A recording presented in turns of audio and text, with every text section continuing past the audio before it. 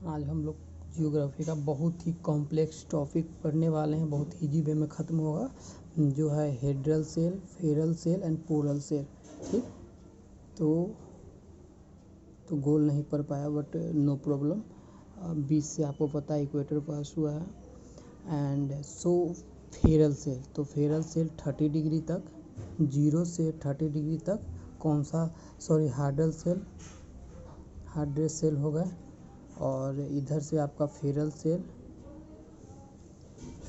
ऊपर जाइएगा तो पोलर सेल। सब नॉर्थ में है, साउथ में भी यही होगा। 8 बेल्ट, प्रेशर बेल्ट बनते हैं, ये सब प्रेशर बेल्ट के अंदर आता है।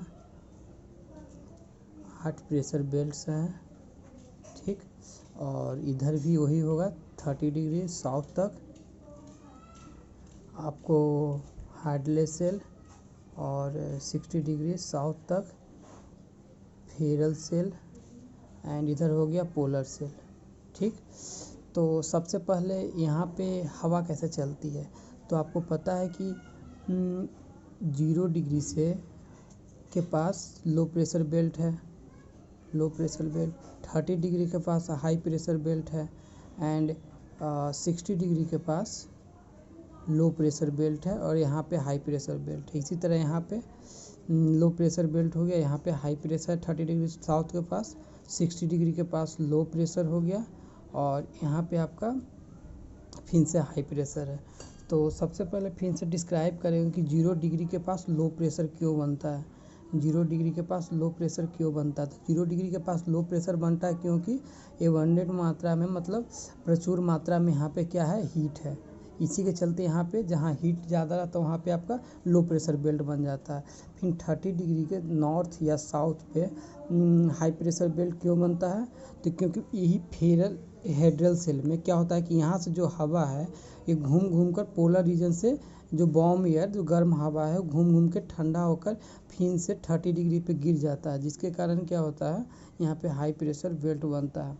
60 डिग्री नॉर्थ और साउथ पे यहाँ पे लो प्रेशर बेल्ट क्यों बनता है, और यहाँ पे थोड़ा सा सनलाइट की भी मात्रा कम है, लो इंसुलेशन ऑफ सन हीट, इसी के चलते यहाँ पे आपको हाई प्रेशर बेल्ट देखने के लिए मिलता है। 60 डिग्री के पास लो प्रेशर बेल्ट कैसे बन जाता है, हालांकि यहाँ पे और सनलाइट की इंसुलेशन कम जाता है। यहाँ पे इसलिए बनता है क्योंकि यहाँ पे देखा जाए तो पोलर रीजन से जो हवा आती है, कोल्ड हवा, और इधर 30 डिग्री से इधर से भी हाई प्रेशर और इधर से भी हाई प्रेशर, तो दोनों है जो टकरा जाता है, कोलाइड होने के चलते क्या होता है कि यहाँ पे लो प्रेशर बेल्ट क्रिएट हो जाता है। और पोलर के पास पता ही आपको हाई प्रेशर बेल्ट रहेगा, क्योंकि ठंडा का मौसम है, हाई प्रेशर बेल्ट रहेगा। अब यहीं पे बताया जा रहा है कि यहाँ पे आपको पता ही है कि ITCZ का निर्माण होता है, क्यों होता है, क्योंकि यहाँ पे ईस्टर्ली हवा चलते रहती है। ईस्टर्ली नाम है इसका, ट्रेड विंड भी बोलते हैं इसको, ट्रेड विंड भी बोलते हैं। और यहाँ से दोनों वार्म एयर है और दोनों सेम एयर है, इसलिए यहाँ पे दोनों कन्वर्ज करता है, इसीलिए ITCZ इसको बोलते हैं, inter tropical conversion zone. Okay, दोनों वार्म एयर है जो आपस में यहाँ पे एक बेल्ट क्रिएट करता है, उसी को हम लोग बोलते हैं ITCZ। और यहीं पे दो सेल के बीच में अब स्पेस जो बच जाता है, वहीं पे एक स्पेस में ही जेट स्ट्रीम क्रिएट होता है। ओके, यही जेट स्ट्रीम हो गया, ITCZ हो गया, जो इक्वेटर्स के पास दोनों जो एयर चलते रहता है, ईस्टर्ली एयर, वो एयर आपस में कन्वर्ज करता है, same convergence of air mass से सेम कन्वर्जन, इसीलिए ITCZ बन जाता है। बट 60 डिग्री के पास वेस्टर्ली एयर चलता है, ठीक, और यहाँ से आता है आपको पोलर एयर, तो ये थोड़ा वार्म नेचर का है, गर्म नेचर का है, ये है कोल्ड नेचर का। जब दोनों टकरा जाता है, जब उधर से कोल्ड भी नाते रहता है पोलर रीजन से, और इधर से आपको वार्म भी नाते रहता है 60 डिग्री से, तो दोनों टकराने के बाद यहाँ पे फ्रंट्स का निर्माण करता है, फ्रंट्स का। ठीक, और इसी के चलते एक्स्ट्रा ट्रॉपिकल साइक्लोन आता है। ठीक, एक्स्ट्रा ट्रॉपिकल साइक्लोन।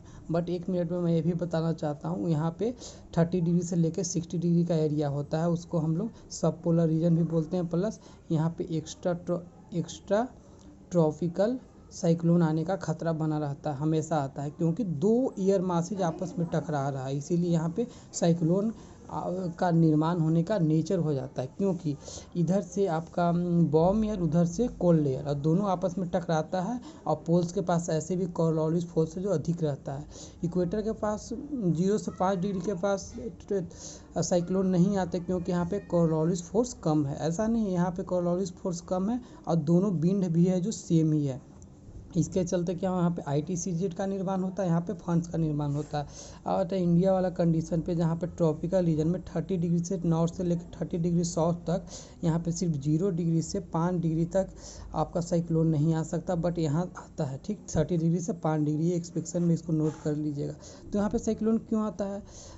तो सबसे पहला रीज़न होगा कि यहाँ पे लो प्रेशर बेल्ट है ये सब, और यहाँ पे सनलाइट की इंसुलेशन भी बहुत ज़्यादा है, इसीलिए वार्म एयर है जो हवा के रूप में ऊपर जाएगी, और जैसे ही हवा के रूप में ऊपर जाएगी ऊपर से क्लाउड्स फॉर्मेशन होगा, और cloud formation low pressure belt बनेगा जो हाई प्रेशर बेल्ट को अट्रैक्ट करेगा। धीरे धीरे एंटी सर्कुलेशन मोशन में यहाँ पे साइक्लोन का निर्माण हो जाएगा। अभी इंडिया के ये क्षेत्र में साइक्लोन आया है जिसको ताउत नाम है। ओके, दैन इधर पे ज़्यादा साइक्लोन देखने के लिए मिलता है, इधर अरेबियन सी में कम, क्योंकि अरेबियन सी में आपका कोल्ड ओशियन करंट है, इधर पे वार्म ओशियन करंट है। जहाँ वार्म ओशियन करंट होगा वहीं पे इवोपोरेशन होगा, और इसी से बट ग्लोबल वार्मिंग के प्रॉब्लम के कारण यहाँ भी वार्म करंट कभी कभी आ जाता है, जिसके चलते यहाँ भी साइक्लोन देखने के लिए मिलता है। ओके।